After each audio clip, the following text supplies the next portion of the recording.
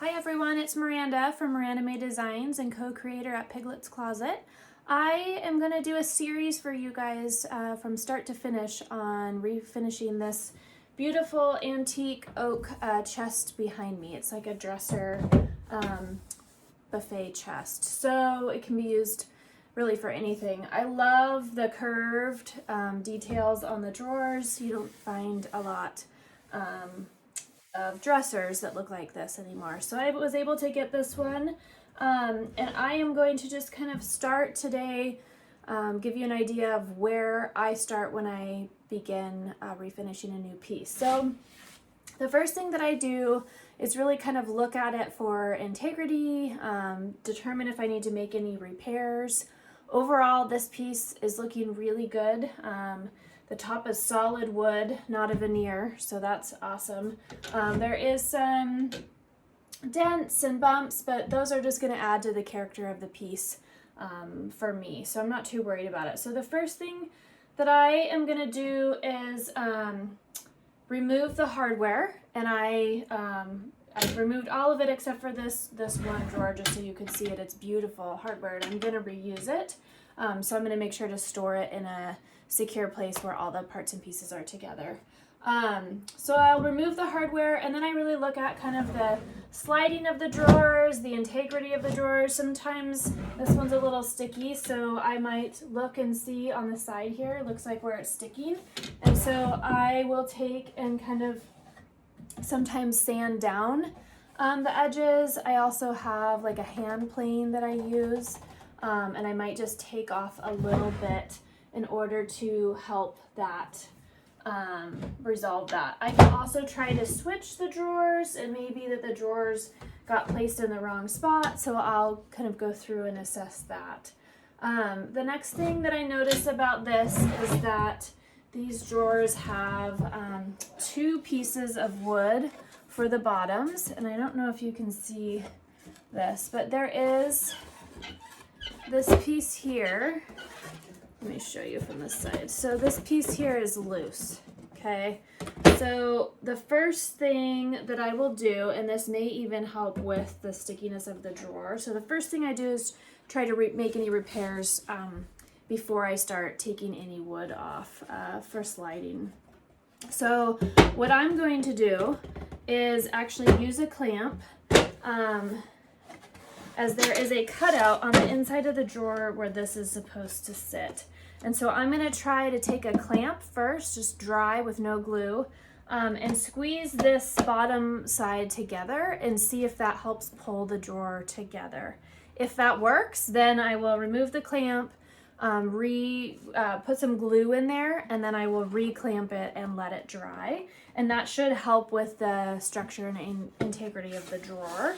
The other thing that I may do, depending on how that works, is cut a small thin strip for this piece for right in the center here. So right where the two join, and that will just kind of help. I will tack it on either side, and that will also kind of help with the integrity of the drawer.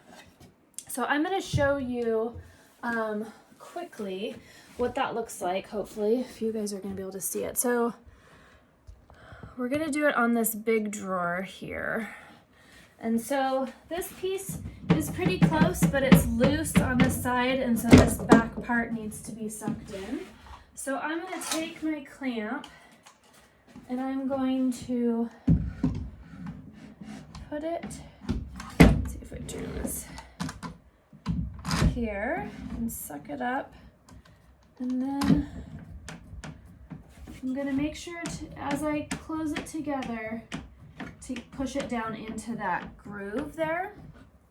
And then, I don't know if you can see this, but this is kind of causing this other one to bow up a little bit. So I think what I'm going to do on this drawer is go ahead and tack on, cut and tack on just a thin strip, and that will help because there is a gap this way in the drawer as well. And that's normal. That happens with old antiques, anything really. The wood swells, shrinks and swells and adjusts as it dries out. So I'm not surprised. And this piece actually seems like a pretty easy fix. So I'm going to do that. And And then the next thing I'm gonna do, so this piece does not have like a very shiny finish on it. So that's good.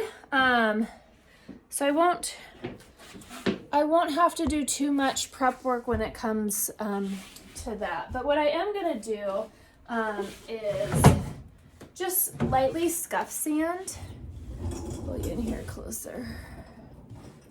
I like to scuff sand. When you're painting over it, it doesn't matter too much if you're going with the grain. If you are sanding wood that you know you're just going to refinish natural, you definitely want to go with the grain. So I'm just going to take this by hand.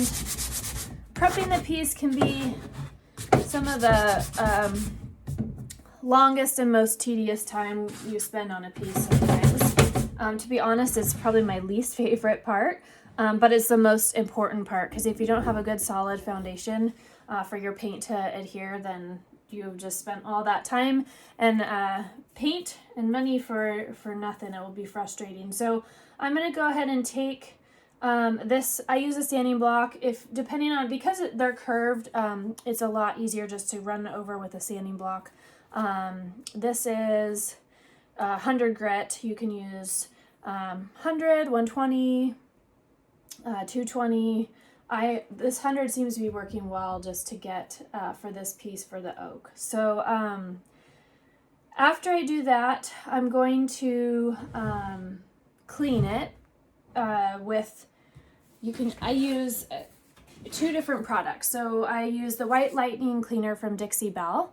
That works great. You just follow the directions, put it in water. I always use gloves when I'm cleaning my products. So I use kind of just these rubber kitchen gloves. And I'll just go ahead and pour some in a bowl. Literally just have like a little plastic KitchenAid bowl.